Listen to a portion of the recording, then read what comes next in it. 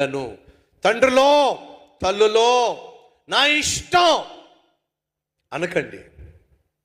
నా భార్యకు కావాల్సినటువంటి ముద్దేస్తున్నా, నా భార్యకు నా బిడ్డలకు లోటు లేకుండా చూసుకుంటున్నా కాబట్టి నా ఇష్టం వచ్చినట్టుగా నేను జీవిస్తున్నా అనద్దో.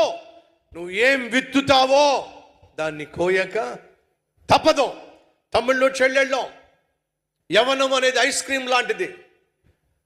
కరిగిపోక మునిపే ఎంజాయ్ చేయాలి అనే పనికి మన ఫిలాసఫీకి మీ జీవితాలని అమ్ముకోకండి. రాబోయే 4-5 సంవత్సరాలు నువ్వు కష్టపడు చదువు.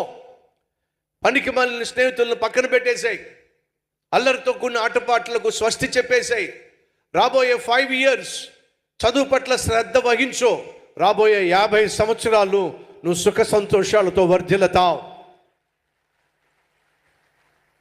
డిగ్రీకి వచ్చేసి నువ్వు, ఇంటర్మీడియట్కి వచ్చేసి నువ్వు, డిగ్రీకి వచ్చిన నువ్వు 5 years చదువుకున్నట్లయితే, చదువు పట్ల శ్రద్ధను వహించినట్లయితే, బాగా చదువుకోగలిగినట్లయితే మిగతా 40-50 సంవత్సరాలు నువ్వు హ్యాపీగా ఉంటావు.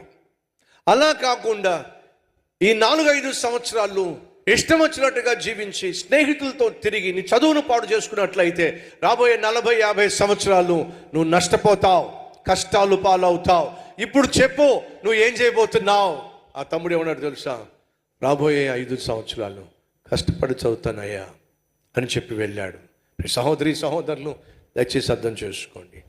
యవ్వన ప్రాయం నా ఇష్టం, ఐస్ క్రీమ్ లాంటిది అని చెప్పి ఎంజాయ్ చేయాలని ప్రయత్నం చేస్తే దానికి మూల్యము చెల్లించక తప్పదు.